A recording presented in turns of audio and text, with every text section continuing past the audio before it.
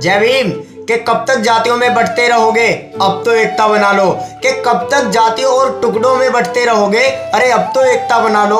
और संविधान का सरेआम कत्ल हो रहा है, ए बाबा साहब के बच्चों इस संविधान को बचा लो।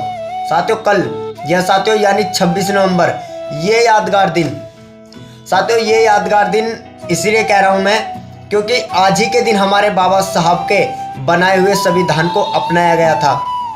वो संविधान जिसे बनाने के लिए हमारे बाबा साहब ने 4-4 बच्चों की कुर्बानी दी, जिसे बनाने के लिए हम अनेकों प्रकार की पीड़ा झेली।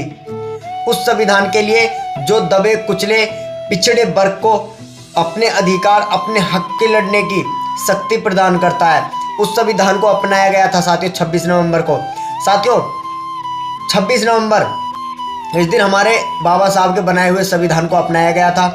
तो इसी उपलक्ष्य में जिला अमरोहा गांव दड़ियाल में एक कार्यक्रम रखा गया है, जिसमें आपका भाई भी पहुंच रहा है और Republican party of India Ambedkar के कुछ कार्यकर्ता वहां पर आ रहे हैं, कुछ पदाधिकारी वहां पर आ रहे हैं। तो उन पदाधिकारियों का, उन कार्यकर्ताओं का तहे दिल से स्वागत करता हूं और उन भाइयों का मैं तहे दिल से धन्यवाद करता हूं जिन्होंने भारतीय संविधान के दिवस के उपलक्ष्य में ये कार्यक्रम रखा। उन सभी भाइयों का मैं तहे दिल से धन्यवाद करता हूं। तो आपका भाई वहां पर पहुंच रहा है, तो आप भी भाई आइए और उस कार्यक्रम की शोभा बढ़ाइए। साथियों मैं इस भारत की सरकार से अपील करूंगा कि जैसे इन्होंने 15 अगस्त पर घर घर तिरंगा फहराया और घर घर तिरंगे बांटे, वैसे ही घर घर जाकर को बाबा साहब के बनाए हुए संविधान को बांटे। जब ये जाकर घर घर जाकर बाबा साहब के बनाए हुए संविधान को बांटेंगे तो हर व्यक्ति, हर मानव अपने अधिकार को, अपने हक को लड़ने की समझ प्रदान कर सकता है, अपने अधिकार के लिए लड़ सकता है। तो मैं अपने भारत की जनता और अपने भारत की सरकार से यही अपील करूंगा कि जैसे 15 अगस्त को घर घर तिरंगा फहराया, घर घर तिरंगे बांटे, वैसे ही हमारे बाबा साहब के संविधान को भी घर घर बांटा जाए, ये मैं अपील करूंगा।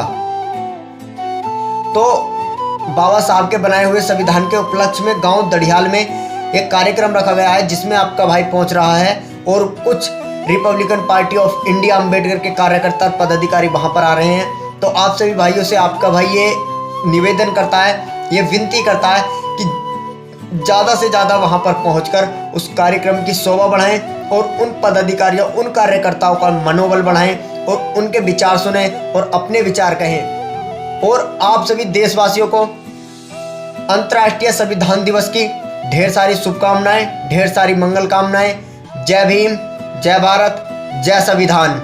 वो नीला झंडा लहरा दो, सुन लो